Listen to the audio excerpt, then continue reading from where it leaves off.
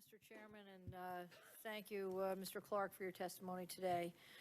You have talked about a plan that you presented to Dr. Rice immediately upon her becoming National Security Advisor, and that in response to questions from Commissioner Gordon, you said that elements of that plan, which were developed by you and your staff at the end of 2000, many elements became part of what was then called NSPD 9, or what ultimately became NSPD 9.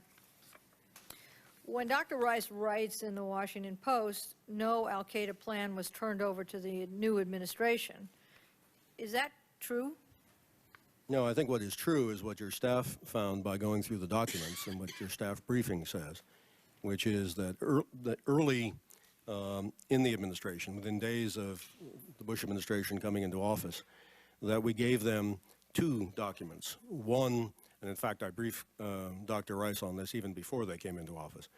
One was the original Delenda plan from 1998, and the other document was the update that we did following the Cole attack, which had as part of it a number of decisions that had to be taken, so that she characterizes it as a series of options rather than a plan. I'd like to think of it as a plan with a series of options, but I think we're getting into semantic differences.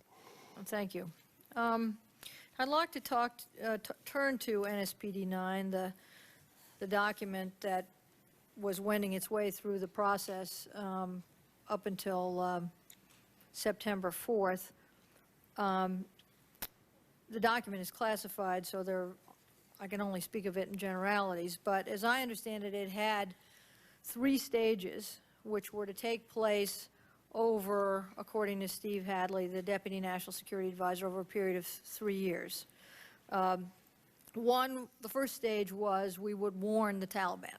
Mm-hmm. The second stage was we would pressure the Taliban.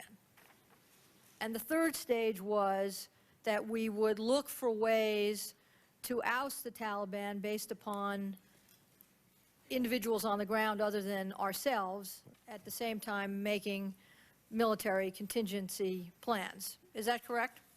Well, that's right. Well, the military contingency plans had always been around, but there's nothing in the original draft NSPD that was approved by the principals to suggest U.S. forces would be sent into Afghanistan on the ground.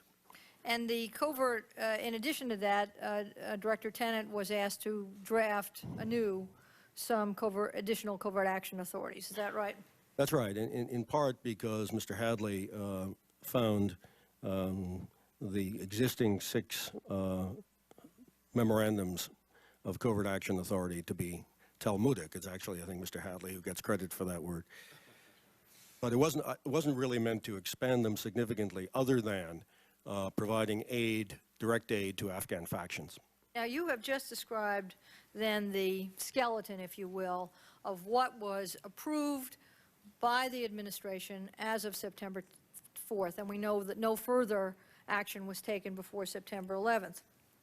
And so I would read to you, and these are questions I would have put to Dr. Rice had she been here, and I will put to her, the White House designee, Secretary Armitage.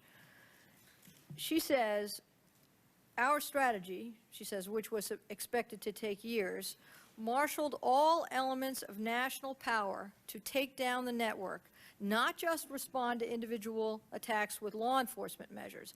Our plan called for military options to attack al-Qaeda and Taliban leadership, ground forces, and other targets, taking the fight to the enemy where he lived.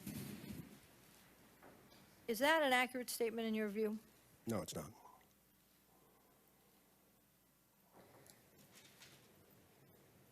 In addition to the items that were left hanging during this period of time that we've talked about, in your view, the Predator, the issue of aid to the Northern Alliance, the response to the Cole, the other item that we have heard about that was deferred until the policy emerged was the action on the set of covert authorities, or the draft of covert authorities, that Director Tenet supplied to the NSC in, I believe it was March of '01. Is that true? Yes.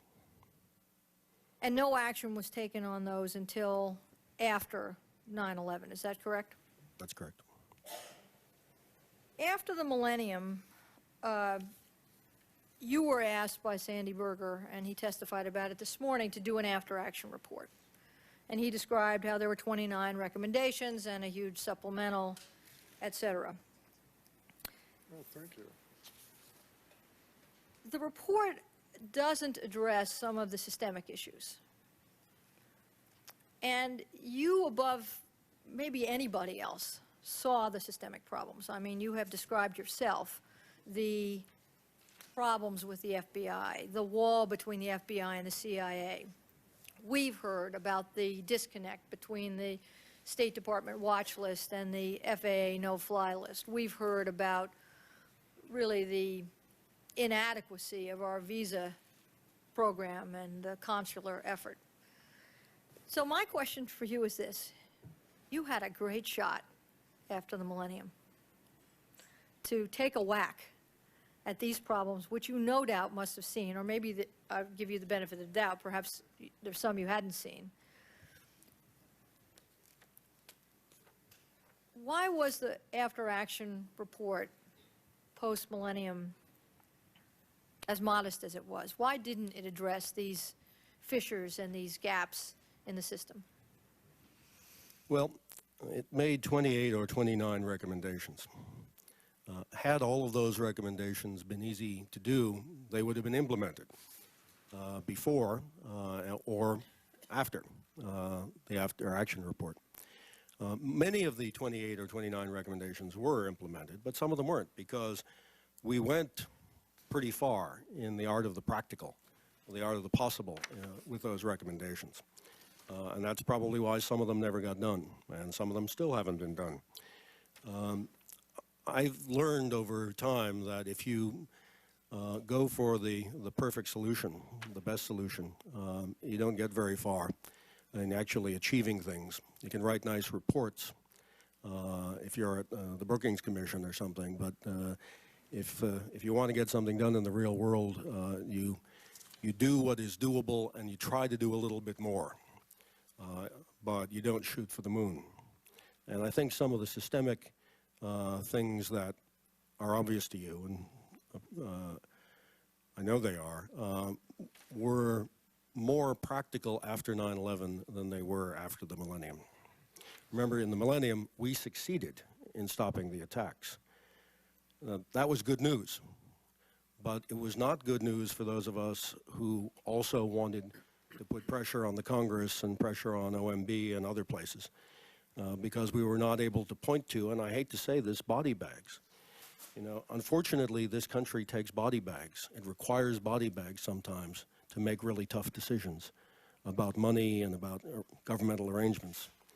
And one of the things I would hope that comes out of your commission report is a recommendation for a change in the attitude of government about threats, that we be able to act on threats that we foresee, even if acting requires boldness and requires money and requires changing the way we do business, that we act on threats in the future before they happen.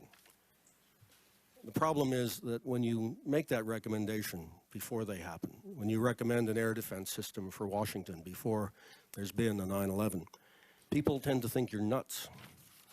And I got a lot of that. You know, when the Clinton administration ended, 35 Americans had died at the hands of al-Qaeda over the course of 8 years.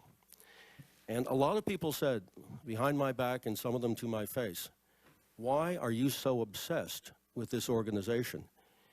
It's only killed 8 Americans over the course, 35 Americans over the course of 8 years. Why are you making such a big deal over this organization? That's the kind of mindset that made it difficult for us. Even though the President, the National Security Advisor, and others, the DCI, knew there was a problem and were supporting me. But the institutional bureaucracy in the FBI and in DOD and in CIA and in OMB and on the Hill, because I spent a lot of time up here trying to get money and trying to change authorities, couldn't see the threat because it hadn't happened. Well, that's a very sobering statement, particularly from someone whose reputation is as aggressive as your reputation is, and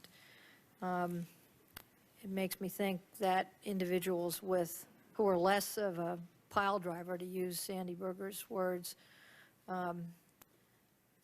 must feel even less able to push for change.